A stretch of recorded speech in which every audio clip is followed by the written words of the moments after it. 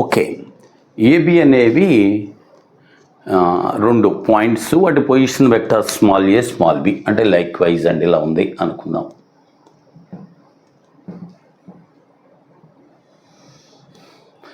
This is A and this is B. So దీని position vector ఏమో small A and దీని position vector ఏమో small B. దీని మీద there are C and D are 2 points on the line joining of these two. So this is C and ఇక్కడ ఎక్కడ D. అది వాడు ఇంకా ఎడిషన్ 2 కండిషన్స్ ఇచ్చాడండి. AC ఈజ్ ఈక్వల్ 3AB అన్నాడండి. నేను ఈ వెక్టార్స్ బార్లు గీర్లు ఏమీ వేయట్లేదు, పర్లేదు. అండ్ ఇంకొకటి ఏమి ఇచ్చాడు, BD is equal is given as 2BA.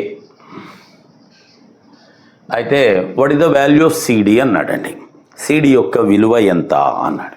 సరే కనుక్కుందాం. చూడండి, దీని నుంచే సిడి కావాలి అంటే ఏబిలో నుంచి ఇక్కడ ఈ ముక్క కట్ చేసేయండి. అది ఏబిలోంచి ఈ ముక్క కట్ చేసామనుకోండి, ముందు ఏమవుతుంది, డిబి అండి ఒకే లైన్లో. అలా ఇక్కడ -AC, ఆ రెండు కట్ చేసాం. అయితే ఇప్పుడు చూడండి, సో ఏబి అంటే ఏబీనే, దాంట్లో ఏం తర్వాత రాద్దాం దాని సంగతి. This is okay AB minus DB. ఇదిగోండి, దీన్ని తిరిగేస్తే డిబి వస్తుంది. ఇక్కడ కూడా తిరిగేద్దాం, -DB కదా, మైనస్ ఓకే డిబి అంటే దీన్ని తిరిగేస్తే ఇటు పక్కన కూడా తిరిగేస్తాం అనుకో, 2AB మైనస్ AC అంటే 3AB. సో అయిపోయింది, చాలా వరకు అయిపోయింది ఆల్మోస్ట్. ఇప్పుడు 1 - 2 - 3 అంటే -4AB. This is equal to